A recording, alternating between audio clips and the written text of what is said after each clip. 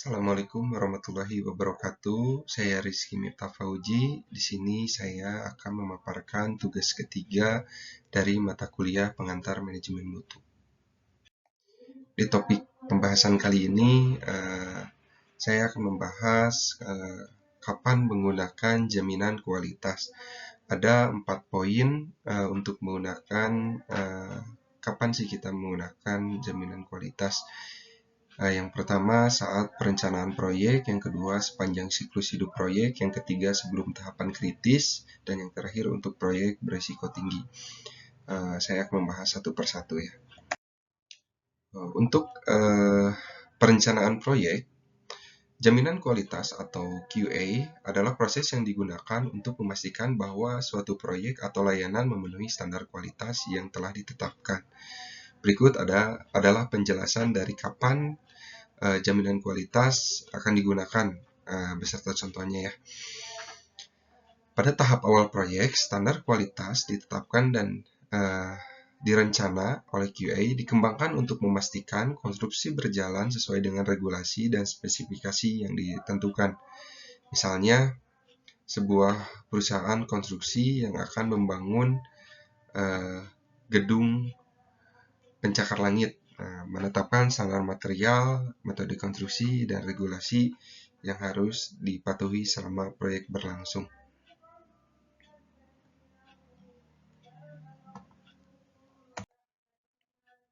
Lalu, sepanjang siklus hidup proyek, jaminan kualitas dilakukan secara terus-menerus selama proyek berlangsung untuk memastikan setiap tahapan pembangunan memenuhi standar. Contohnya, selama pembangunan jembatan misalkan, tim QA akan memeriksa setiap tahap mulai dari pondasi, struktur bawah, struktur atas, hingga proses pengaspalan jalan.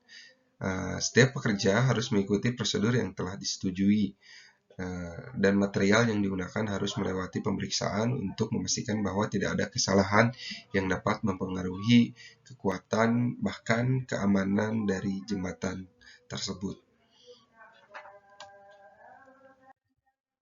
Lalu sebelum tahapan kritis, sebelum memasuki fase penting dalam proyek, QA memastikan bahwa tidak ada kesalahan atau masalah yang bisa menghambat kelangsungan pembangunan. Misalnya, sebelum kita melakukan pengecoran, dipastikan tim QA memeriksa apakah bekisting atau perancah telah dipasang dengan benar, sesuai dengan kebutuhan dan ukuran yang direncanakan. Lalu campuran beton atau ready mix-nya harus memenuhi standar, serta apakah kondisi cuaca juga mendukung proses pengecoran tersebut. Lalu yang terakhir, untuk proyek berisiko tinggi, dalam proyek konstruksi dengan risiko tinggi, QA diterapkan lebih ketat untuk menghindari kecelakaan atau kegagalan struktur yang berpotensi merugikan atau bahkan mengalami kegagalan struktur ya. Lalu kesimpulannya adalah dengan menerapkan seluruh proses QA yang baik dalam konstruksi, risiko kegagalan bangunan dapat dikurangi dan juga dihindari. Lalu keselamatan pekerja dan pengguna jasa dapat terjamin untuk memastikan aman, serta proyek dapat selesai sesuai dengan standar yang telah ditetapkan. Lalu pembahasan topik yang kedua adalah kontrol kualitas atau QC penting dalam proyek konstruksi karena beberapa alasan. Yang pertama, memastikan keselamatan, meningkatkan kepuasan pelanggan, pengendalian biaya, kepatuhan terhadap peraturan, serta keunggulan kompetitif. Yang pertama, memastikan keselamatan. Keselamatan adalah aspek yang paling krusial dalam proyek konstruksi karena menyangkut nyawa pekerja, penghuni, dan pengguna jasa atau pengguna bangunan. Kontrol kualitas yang ketat memastikan bahwa struktur bangunan dibangun sesuai dengan standar keselamatan dan dapat bertahan terhadap berbagai beban serta faktor lingkungan seperti gempa bumi, misalkan angin, dan juga hujan deras ya. Meningkatkan kepuasan pelanggan.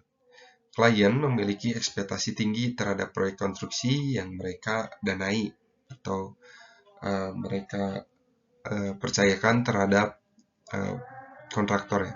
Kontrol kualitas memastikan bahwa hasil akhir proyek memenuhi spesifikasi teknis dan estetika yang diharapkan, sehingga meningkatkan kepercayaan dan kepuasan pelanggan.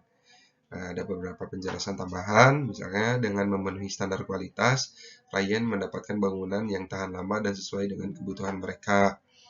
Lalu bangunan dengan kualitas tinggi akan lebih nyaman digunakan, lebih efisien dalam biaya perawatan, dan memiliki nilai investasi yang lebih tinggi di masa yang akan datang. Lalu klien yang puas cenderung merekomendasikan kontraktor kepada kerabat atau misalkan kepada pengguna jasa lainnya setelah reputasi atau misalkan hasil yang dihasilkan oleh kontraktor tersebut memenuhi ekspektasi dari klien ya. Pengendalian biaya, mengidentifikasi dan memperbaiki kesalahan sejak dini dalam proses konstruksi jauh lebih murah dibandingkan memperbaiki setelah proyek selesai atau saat bangunan mulai digunakan. Jadi proses pengidentifikasian atau memperbaiki kesalahan serta mengetahui kesalahan sejak awal itu dapat mengurangi biaya dibandingkan setelah hasilnya itu jadi dan harus diperbaiki ulang. Ada beberapa tambahan juga. Yang pertama, kesalahan yang ditemukan di akhir proyek bisa menyebabkan perbaikan mahal atau bahkan pembongkaran ulang yang membuang waktu dan juga biaya. Kualitas yang buruk dapat menyebabkan cacat konstruksi seperti retakan pada beton atau misalnya kebocoran atap yang akan meningkatkan biaya pemeliharaan di masa depan. Lalu dengan mengimplementasikan kontrol kualitas sejak awal dapat mencegah keterlambatan proyek dan menghindari denda atau misalkan tenggat waktu. Kepatuhan terhadap peraturan. Proyek konstruksi harus mematuhi berbagai regulasi, termasuk kode bangunan, standar lingkungan, dan hukum ketenagakerjaan. Misalnya ketidakpatuhan terhadap standar yang menyebabkan proyek dihentikan atau bisa dihentikan oleh pihak berwenang dan dapat mengakibatkan kerugian besar.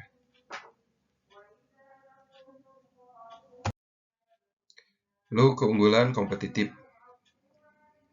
Perusahaan konstruksi yang menerapkan kontrol kualitas secara ketat akan lebih dipercaya oleh klien dan memiliki reputasi lebih baik di industri. Standar kualitas yang tinggi menciptakan diferensiasi di pasar dan membuat perusahaan lebih unggul dibandingkan pesaing lainnya. Kualitas yang konsisten meningkatkan kredibilitas perusahaan, membuka peluang proyek baru, dan meningkatkan margin keuntungan. Dengan membangun reputasi sebagai perusahaan yang mengutamakan kualitas, bisnis akan cenderung lebih berkelanjutan dalam jangka panjang.